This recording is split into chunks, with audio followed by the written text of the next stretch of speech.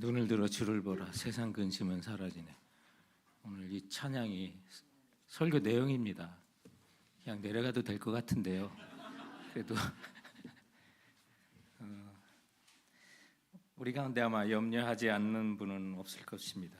25절에 보면 그러므로 내가 너희에게 이르노니 목숨을 위하여 무엇을 먹을까 무엇을 마실까 몸을 위하여 무엇을 입을까 염려하지 말라고 하시는데, 저희들이 읽었던 이 짧은 본문에만 염려라는 단어가 6번이나 반복해서 나오고 있습니다. 그런데 오늘 본문에 보면 염려의 뿌리를 찾아가 보면 목숨을 위하고 또 몸을 위해서라고 분명하게 말합니다. 다른 말로 말하면 생명의 안정과 건강, 몸의 안락 때문에 염려의 뿌리를 그곳에 두고 있는 것입니다. 지금도 우리가 살아가고 있는 현실을 보면 이 염려라는 것이 정말 수시로 찾아와서 우리 믿는 사람들을 괴롭히는 것을 봅니다. 우리 실리콘밸리의 어떤 현상들, 정말 안정적인 직장이 별로 없는 것 같고요. 또 높은 물가라든지 이런 것들이 보면 정말 염려가 많은 지역이기도 합니다. 그런가 하면 순간순간 개인적으로 찾아오는 사고나 또 일들이 수많은 염려거리로 우리 앞에 등장하기도 합니다. 그런데 오늘 이 25절에 그러므로 염려하지 말라라고 했는데, 그러므로라고 하는 어떤 앞에 있는 내용과 서로 연결하는 그런 단어 접속사가 있습니다. 그것은 24절에 예수님께서 말씀하신 너희가 두 주인을 섬기지 못하는 것과 오늘 본문이 연결되고 있다는 것을 말씀하고 있는 것입니다. 엄밀히 말하면 염려라는 것이 우리가 두 주인을 섬기기 때문인 것입니다. 주님만을 바라보지 않기 때문에 그런 것입니다. 그래서 염려라고 하는 이 헬라어의 그 원래의 단어도 분열되다, 나눴다, 나누어졌다라고 하는 메리조라고 하는 단어에서 또 온 그런 단어를 사용하고 있습니다. 이미 마음이 나눠졌다는 뜻이 있습니다. 특히 오늘 이 본문의 앞뒤의 문맥을 보면 부자나 가난한 자나 돈에 마음을 두고 있기 때문에 염려의 종이 되는 것을 전제로 하고 있다는 것입니다. 그래서 예수님은 염려하지 말라고 철저하게 주님만을 의지하라고, 또 세상과 물질을 주인 삼지 말라고 하시면서 오늘 이 염려도 말씀을 연결하고 있다는 사실 기억하셔야만 합니다. 염려는 우리가 하나님을 주인으로 삼지 않는 데서 오는 결과인 것입니다. 특히 물질이 주인이 되면 염려는 당연히 따라오는 그림자라는 사실 기억하십시오. 아무 유익이 없는 것입니다. 그러므로 하나님만을 주인으로 모시고 사는 백성답게 오늘 예수님은 본문을 통해서 염려를 꽁꽁 붙들어 맬 수 있는 믿음의 방법을 우리에게 알려주고 있는데, 그 내용들을 한번 찾아보고자 하는 것입니다. 자, 그래서 우리가 눈을 들어 주님을 볼 때 첫 번째, 만물을 붙드시는 우리라, 이런 담대한 믿음을 가지면서 염려를 붙들어 놓으시기 바랍니다. 하물며 우리라. 여러분 따라 하시기 바랍니다. 하물며 우리라. 예? 만물을 우리 주님이 돌보시는데 하물며 우리일까 보냐. 오늘 주님, 우리가 이런 믿음으로 좀 살기 원합니다. 오늘 26절에 보면 공중의 새를 보라. 심지도 않고 거두지도 않고 창고에 모아 들이지도 아니하되 너희 하늘 아버지께서 기르시나니 너희는 이것들보다 귀하지 아니하냐. 28절에 들의 백합화가 어떻게 자라는가 생각하여 보라. 수고도 아니하고 길쌈도 아니하느니라. 30절에 오늘 있다가 내일 아궁이에 던져지는 들풀도 하나님이 이렇게 입히시거늘 하물며 너일까 보냐. 믿음이 작은 자들아. 무엇을 먹을까 무엇을 마실까 무엇을 입을까, 의식주에 대한 문제죠. 이 모든 것에 대해서 우리가 걱정하는데 하물며 하나님의 자녀인 우리냐. 너희들이 뭐가 그렇게 걱정할 게 있냐. 그렇게 걱정된다면 밖을 나가봐라. 주님 뭐라고 하세요? 공중의 새를 보라. 그 새들이 다 어떻게 먹고 사는지 네가 한번 생각해봐라. 그리고 들의 백합화가 어떻게 자라는지 생각해보라. 주님 명령해. 들풀로 하나님이 입히시는 거 너희가 알지 않느냐. 새들을, 공중의 새를 보면 정말 새들이 자기 새끼 먹인다고 왔다 갔다 하고 벌레 잡아서 먹는다고 부지런히 다니면서 정말 심지도 않고 거두지 않고 창고에 모아들이지도 않고 어디 저축하는 것도 우리가 볼 수 없는데 다 먹고 사는 거 아니야. 그런데 꽃들을 봐라. 들의 백합화는 더 기가 막히지 않느냐. 어떻게 자라는가 생각해 보라. 수고도 아니하고 길쌈도 아니하느니라. 여기 하나님 예수님께서 아주 새와 아주 대조적으로 말씀을 하시는데, 새는요 그래도 왔다 갔다 뭐 다니는 거라도 보이는데 그 꽃을 보면요 움직이지도 못하는 거. 들의 백합 수고도 아니하고 길쌈도 아니하고. 공중의 새들은 뭐 먹을 거 찾아다닌다고 부지런히 다니지만 새들과 달리 식물은 전혀 이동도 하지 않고 꿈쩍도 못하는데, 그거 노력하지 않는 것처럼 보이는데 그래도 때를 따라 그 아름다운 꽃을 피우는 거 아니겠느냐. 주님 말씀하시는 거예요. 지구상의 새 종류가 얼마나 될까? 그 분류에 따라 보면 8,800에서 학자들마다 그것도 많이 다르더라고요. 1,200종류나 분포한다고 그래요. 그래서 가장 작은 종이 벌새이고 허밍버드, 현재 가장 큰 종은 타조다. 그 종류도 그만큼 다양해요. 크기도 엄청 차이가 있는 거죠. 타조 얼마나 큽니까? 그러나 가장 작은 벌새, 허밍버드는 또 얼마나 작아요. 그거 다 누가 먹이십니까? 하나님 먹이신다는 거예요. 그리고 꽃들을 보니까 영국 왕식 식물원 큐르 가든 보고서에 따르면 지구상에서 꽃을 피우는 식물은 36만 9,400종이나 된답니다. 꽃 숫자가 아닙니다. 종류만 그렇대요. 안 놀래시네. 36만 9,400종이네. 근데 그 꽃들이 언제 어떻게 필지 여러분 신경이나 써봤습니까? 어디 신경 쓸 겨를이나 있습니까? 근데 때가 되면 다 그가 꽃이 피고 아름답게 자기 아름다움을 다 자랑하지 않습니까? 풀은 더 기가 막히더라고요. 전 세계에 얼마나 많은 풀이 있을까? 제가 인터넷에 찾아봤는데도 그 풀은 너무 하찮아서 그런지 연구도 안 하나 봐요. 전 세계 몇 종류의 풀이 있는지도 안 나와요. 그런데 한반도에만 1,400여 종의 풀이 자생한다. 풀은 잡초라고도 부르며 가꾸지 않아도 저절로 나서 자라는 여러 가지 식물로 줄기가 나무질이 아닌 초질로 이루어진 식물을 일컫는다. 한 해살이 풀은 1년 이내에 발아, 개와 결실한 후 시들어 죽는 풀을 말하는데 벼와 콩도 여기에 속한다. 2해살이 풀은 그의 싹이 트고 그 이듬해 자라서 꽃이 피고 열매를 맺은 뒤에 죽는 풀이다. 보리, 무, 유채, 완두 따위가 여기에 속한다. 여러 살이를 살아가는 풀은 3년 이상 사는 초본 식물이 이에 해당한다. 뭔 뜻인지 몰라요. 제가 그냥 기록된 거 적어 왔어요. 가을에 땅 위에 있는 부분이 말라 죽어도 뿌리나 땅속 줄기가 살아남아 해마다 보면 줄기와 잎이 다시 돋아났는다. 뭔 소리인지 몰라요. 눈에 안 보이고 뿌리가 땅속에 있다는데 신경도 안 써요. 근데 하나님이 다 자라게 하신다는 거예요. 그러고 보니까 우리 함석헌 선생님이 그 쓰신 할 말이 있다라고 하는 그 시가 있는데 오늘 본문을 보고 쓰셨구나라는 생각이 들어요. 그 내용을 보면 죽었다가 봄만 오면 또 나는 풀, 시문이 없이 나는 풀, 너는 조물주의 명함이 아니냐. 풀은 너를 먹고 소는 흰젖을 내고 사람은 붉은 피가 뛰고 소리도 없는 너를 먹고 깨꼬리는 노래하고 사자는 부르짖고 물에서나 마른 모래밭에서나 다름없는 향기를 너는 뿜어내니 너는 신비의 못이 아니냐. 그 풀을 보고 너는 조물주의 명함이 아니냐. 야, 하나님의 명함이다. 어떻게 또 이렇게 볼 수 있을까?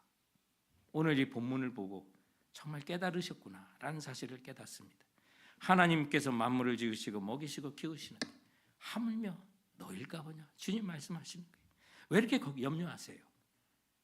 나가 새를 보시라는 거예요. 꽃들이 어떻게 자라는지 피는지 생각해 보라는 거죠. 들풀을 보라고 그러는데 정말 그 하찮은 풀도 하나님이 자라게 하시는 거 아니냐. 결국 보라고 하는 게 뭐예요? 그것을 자라게 하시는 하나님을 보라는 거 아니겠습니까? 염려가 끼어들면 나를 괴롭힐 때마다 새를 보라. 풀이 자라는 거 생각해 보라. 거기에 그치는 것이 아니다.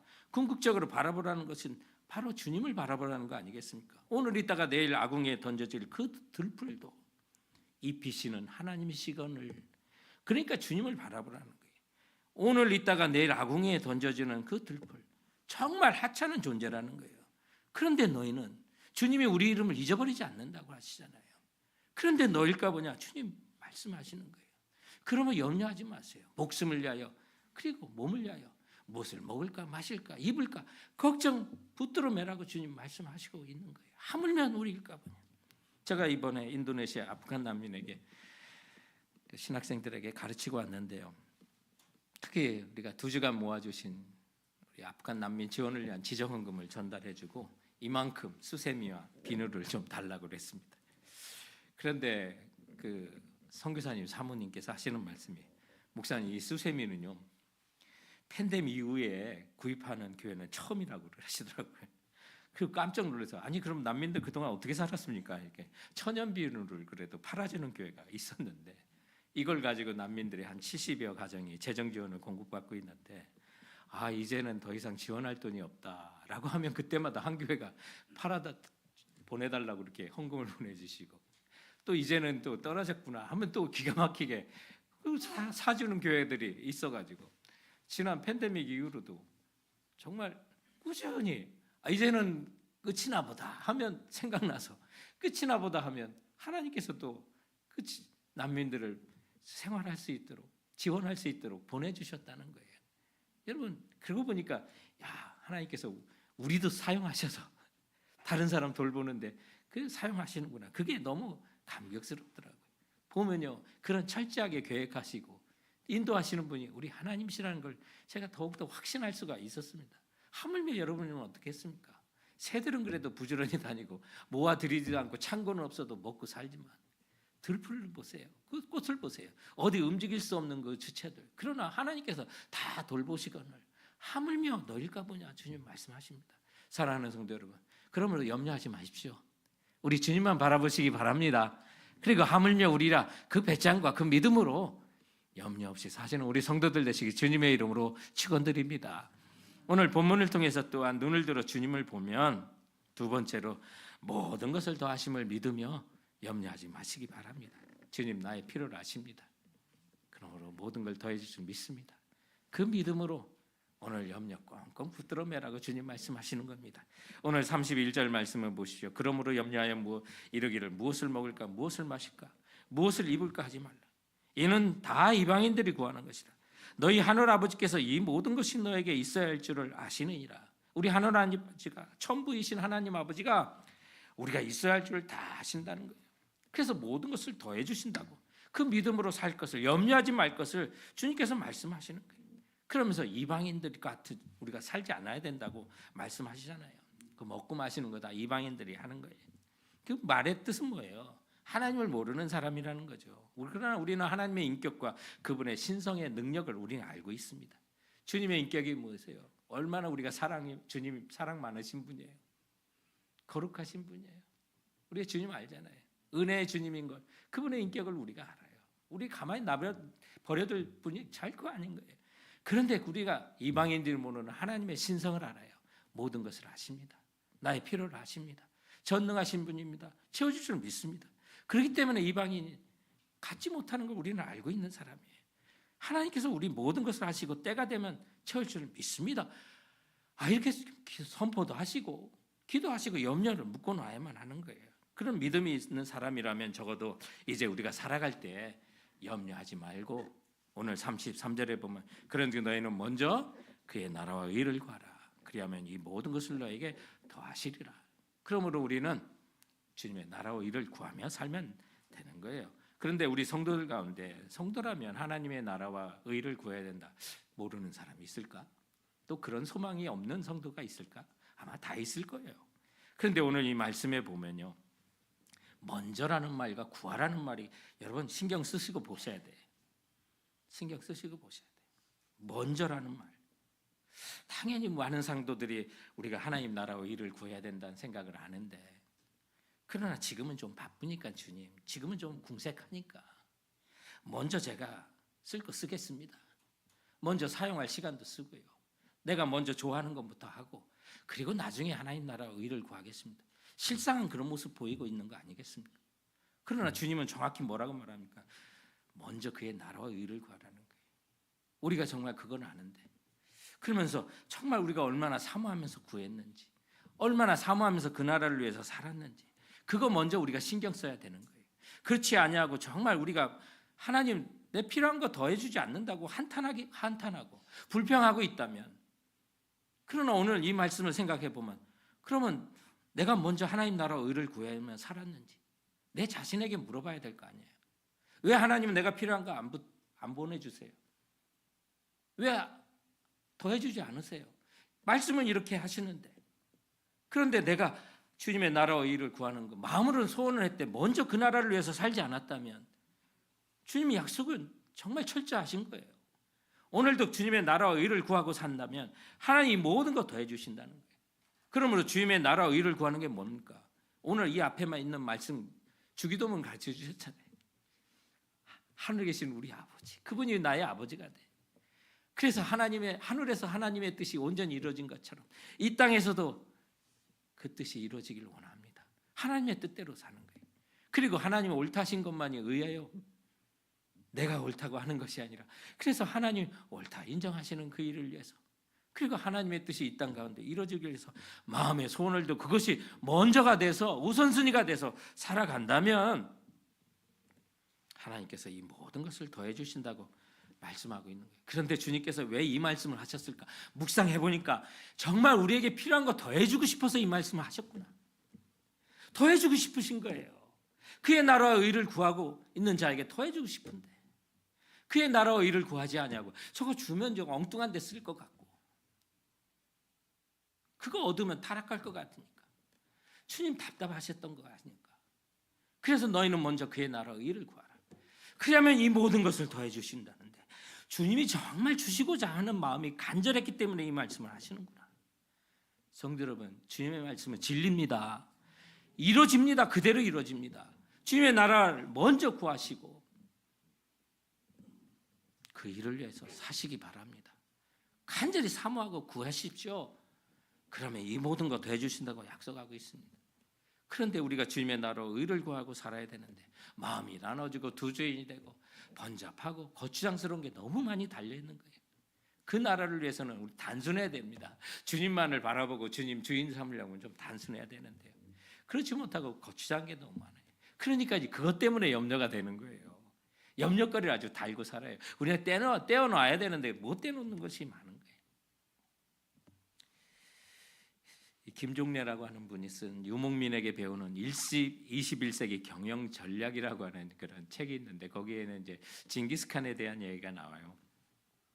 200만 명밖에 안 되는 몽골인들이 그 알렉산더와 나폴레옹 그리고 히틀러가 차지했던 땅보다 훨씬 더 큰 넓은 땅을 차지했는데, 그래서 당시에 2억 명이나 사는 사람들의 세계를 다 지배했던 게 그런 징기스칸의 그 리더십을 우리가 배워야 한다는 그런 내용이 거기에 있는데, 그 내용의 핵심을 본다면 징기스칸은 결코 안주하지 않았다는 거예요.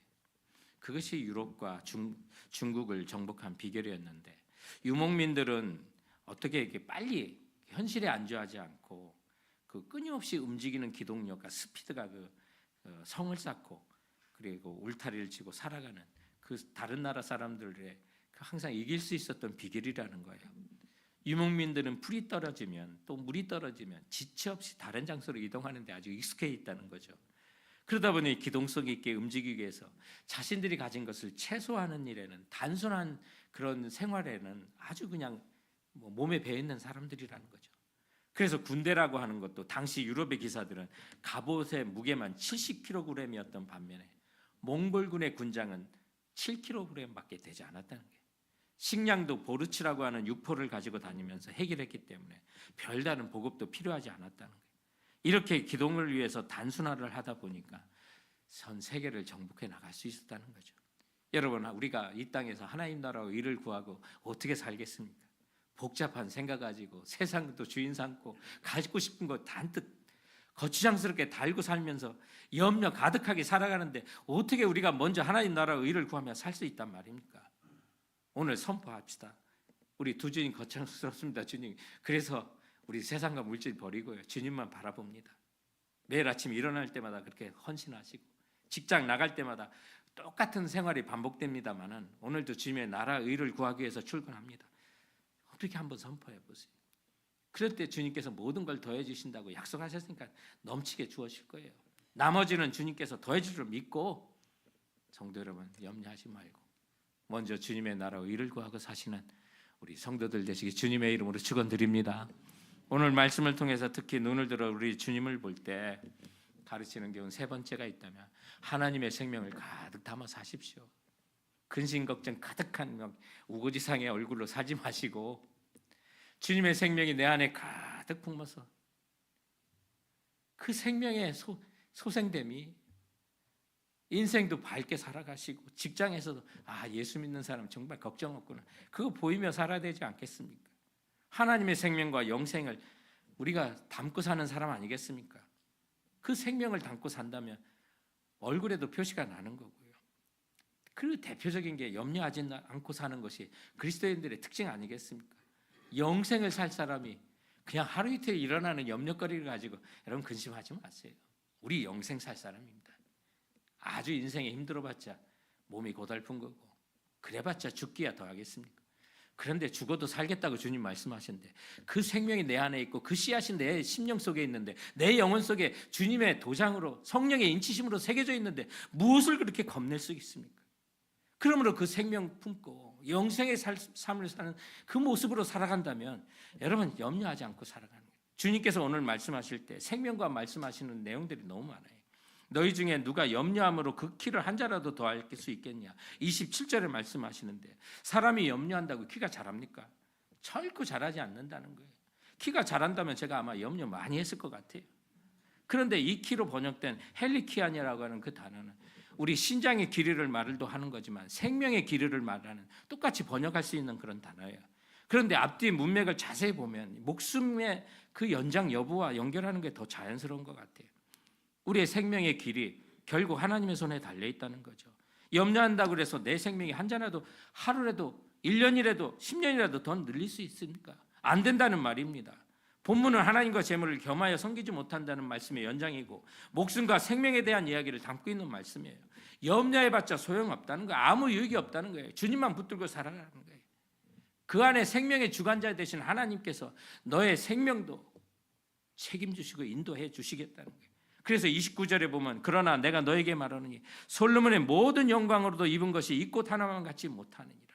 그러면 주님의 생명을 담고 살아간다면 여러분 솔로몬의 영광 부럽지 않는 거예요. 더 큰 영광을 하나님께 올려드리고 사는 거예요. 그런데 솔로몬의 모든 영광이라고 하는 거, 이거 겁나는 정말 대단한 거 아닙니까? 가장 훌륭한 궁궐에서 영광의 극치를 누리고 살았다고 하는데 이 꽃 하나만도 못하다고 하니까 여러분 하나님께 드리는 영광이 뭐예요? 하나님의 나라의 의를 위하여 주님의 뜻대로 사는 것이 하나님께 올려드리는 영광이에요. 그런데 아름다운 백합호를 보십시오. 얼마나 자연스럽습니까? 어떤 예술가가 창조할 수 없는 아름다움이 그 꽃에 있는 거고 어떤 사람도 표현할 수 없는 하나님의 창조의 목적이 그 꽃 하나에 피어날 때도 생명의 가운데 피어나는 거예요.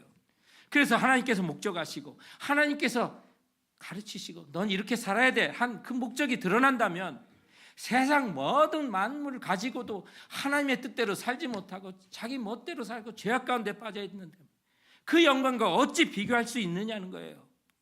사랑하는 성도분, 내가 가진 게 없어도 그래요. 배운 게 없고 힘들어도요.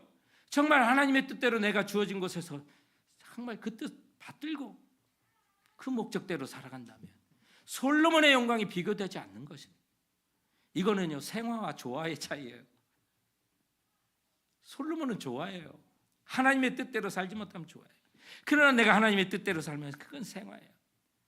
만져보면 알잖아요. 만져보면 알죠. 따라서 최고의 부귀를 누린 솔로몬도 하나님의 뜻대로 영광을 돌리지 못한 거 생각해 보라는 거예요. 꽃 하나하나에도 하나님의 생명의 법칙이 숨쉬고 있고 하나님의 창조하신 그 뜻이 드러내고 있다면 난 그래도 조화가 아니야. 생화야. 솔로몬의 영광과 비교할 수 없는 그 영광을 품어낼 수 있는 하나님의 사람이야. 그 자부심을 가지고 그 생명을 가지고 세상 속에 살아간다면 여러분 직장에 있는 사람도 보는 거예요. 야, 예수 믿는 사람 진짜 이런 상황에도 염려하지 않네. 진짜 예수님 계신가 봐. 그게 이방인들과 다른 점 아니겠습니까? 그저 이 세상이 전부인 것처럼 생각해서 몸을 위하여 의복을 그렇게 좋은 것 입는 거 그렇게 따지고요. 목숨을 위하여 무엇을 먹을까 무엇을 마실까 걱정하는 그 이방인들과 우리가 다른 점이 뭡니까? 우리는 목숨 중에도 가장 중요한 목숨이 영생의 생명이 내 안에 있고 이 생명을 소유한 사람답게 살라고 주님 말씀하시는 거예요. 그래서 그 목적대로 살아날 때 솔로몬의 모든 영광으로도 비교할 수 없는 그 영광이 나의 삶 속에 하나님께 영광을 올려드린다는 거예요. 사랑하는 성도 여러분, 예수님의 생명이 우리 안에 있는 줄 믿으시기 바랍니다. 영생의 씨앗이 내 안에 있는 줄 여러분 믿으시기 바랍니다.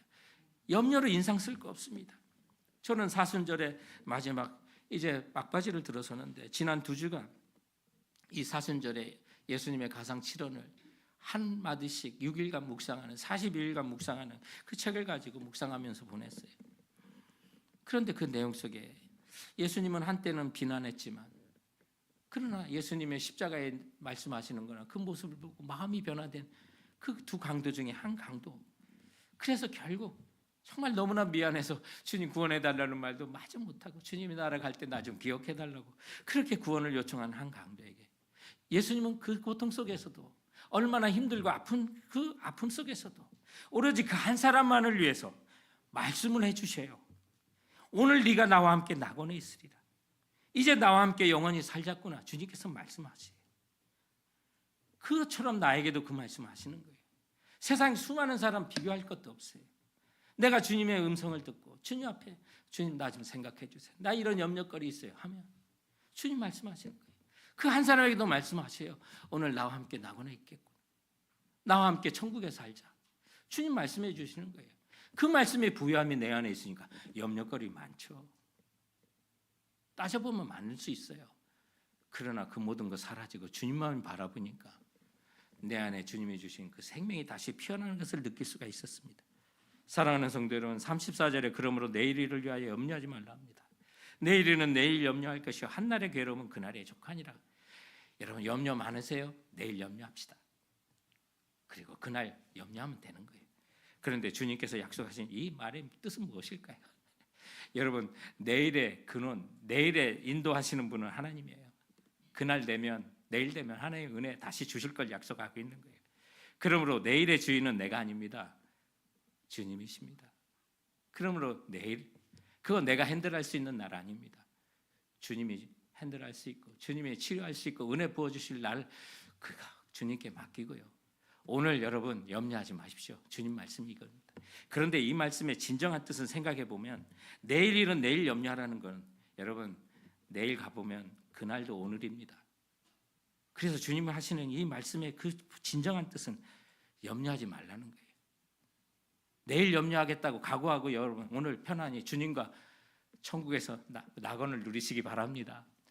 주님과 함께하면 그 어디나 하늘나라로 염려하지 말고 사시기 바랍니다. 염려거리 내일 하세요. 내일 되면 그날 오늘입니다. 염려하지 말라는 오늘이라는 사실 기억하시고 주님과 함께 평강으로 사시기 바랍니다. 그래서 주님께서는 결코 염려하지 말라는 말씀을 하시는 거예요. 톨스토이라고 하는 유명한 문학가가 있잖아요. 그분의 우화이자 단편 소설 중에 제목이 세 가지 질문이라는 그 우화가 짧은 소설이 있습니다. 거기 보면 이 세상에서 가장 중요한 세 가지 질문이 있다고 그래요. 언제가 가장 중요하며 또 무슨 일이 가장 중요하며 누가 가장 중요한 사람인가. 그러면서 그가 말하기를 가장 중요한 시간은 현재이고 가장 중요한 일은 지금 내가 하는 일이고 가장 중요한 사람은 내 앞에 있는 그 사람이라고 그랬습니다. 여러분 그렇습니다. 현재라고 하는 프리젠스라고 하는 그것이 정말 선물이고 오늘이 선물입니다. 오늘 예수님이 주신 그 생명으로 풍성하게 염려하지 말고 사시기 바랍니다. 그리고 나에게 주어진 그 일에 하나님 주인 삼고 내가 만나는 모든 사람에게 내 안에 가득 부어주시는 예수님의 그 영생의 생명을 가지고 여러분 염려 없이 사는 밝은 모습으로 나가십시오.